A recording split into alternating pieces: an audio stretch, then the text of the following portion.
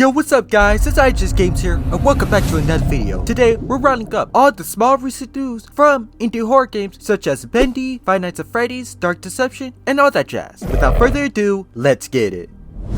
Now, you might be wondering, IHSGames, I never seen you make this type of video. Why are you making such? Well, for starters, there either hasn't been any big news for me to cover on the channel regarding some of these games, or news that hasn't been viable enough for me to dedicate a whole video on. You can see recently on the channel, I've been focusing more on the creative content of these games rather than talking about any news about them. But seeing Super Horror Bros' recent video about a similar topic did inspire me to do a similar video to his as well, which is the one you're watching now. As an indie horror game channel, I feel like these type of videos would be perfect for me to do, as there is so much little news from these games that it feels so weird not covering them, because when so much of this uncovered news is stacked up, it just feels like I wasted an opportunity to make content on said news. Especially games like Five Nights at Freddy's, which I do want to make videos about on this channel, but well, you get my gist. So let's not waste any more time and get into the news of these games, shall we?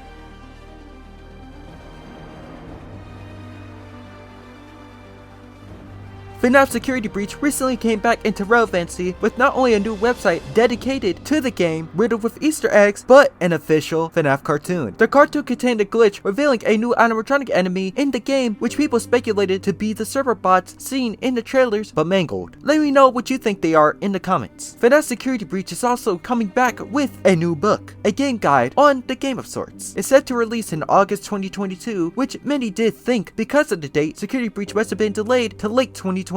I think this is more of a placeholder date for safe measure. The people putting this book up knows that us FNAF fans would speculate the absolute dog mess out of the date and use it to predict Security Breach release date, which could possibly be wrong and will cause an uproar. So this placeholder date seemed to be chosen to stay on the safe side of things. Either way, with the FNAF cartoon hinting at a release date for the game, I don't think Security Breach would be that far away.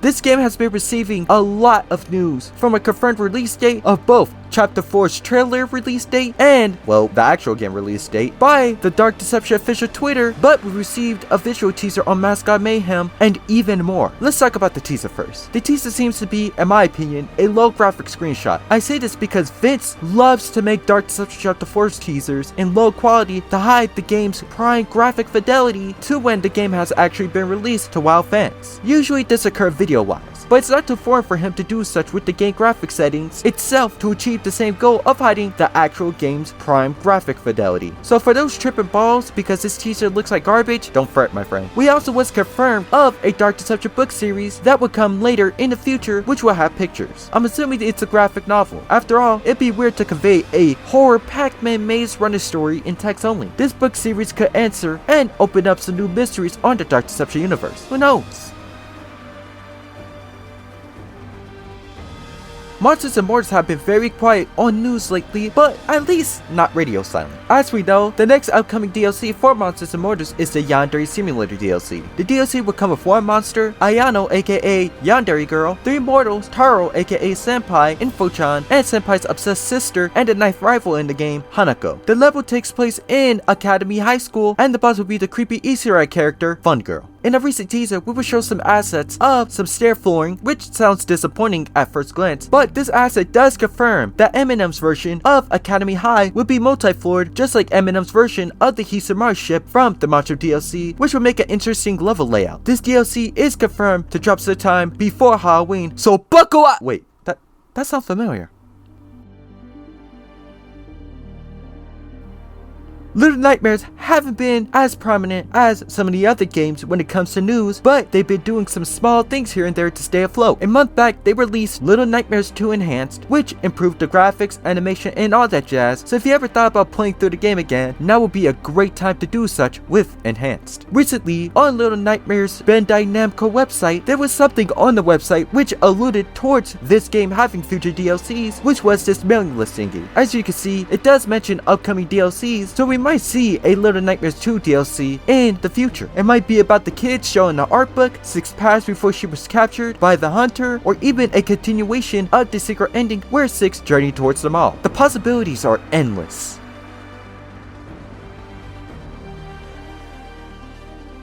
It's been a while since Hello Neighbor 2 chimed in with some decent news until recently on the Tiny Build YouTube channel, they released a deep dive gameplay video on the game which looked amazing in my opinion. It captured the sort of look of the old Hello Neighbor 1 alphas. Small house, simple but crafty puzzles, and obviously a pretty challenging neighbor chasing the player around. Even though the game was delayed and it's taking a long time, with each gameplay, trailer, or alpha that keeps getting revealed by them, the game just keeps getting better and better and is living up to what Hello Neighbor 1 should have been. Good job, Tiny Build. Good job. And last but certainly not least, Bendy and the Dark Revival. There honestly hasn't been any news on Bendy and the Dark Revival for months, so seeing this game in this video about news is certainly surprising. Don't get your hopes up though. The news we're about to discuss is unconfirmed, but it's something worth mentioning. Big thanks to Undead Knight Marvelo on Twitter for showing me this, but they linked me to 2 websites displaying Bendy and the Dark Revival's release date and how many days, hours, etc. till it reaches said date, which is December 31st, 2021. Now we all know this is unconfirmed and unofficial, but I don't think they chose that date because they know the game is releasing on that day. I think they chose it more as a placeholder date and a end of the year countdown. As we all know, or rather don't know, Bendy and the Dark Revival is set to release this year, but seeing that it's nearly the end of the year and we haven't had any marketing for this game, but there hasn't been any official delays called from Joy Juice Studios, the team behind Bendy and the Dark Revival, I think this date is again a placeholder because the game still could possibly release this year, but we just don't know when. So this December 31st placeholder date lets whoever make these countdowns stay on the safe side regarding unofficial release dates. Not much, but it's something at least. Thank you guys for watching this video. If you guys enjoyed these type of videos, make sure to give a like to this video to show me that you want to see more of these. And if you guys enjoyed my content, you already know what to do. If you guys want to see more of me, go check out my Instagram and Twitter. Link is in the description. So yeah, that'll be all. This is IHSGames and I am out.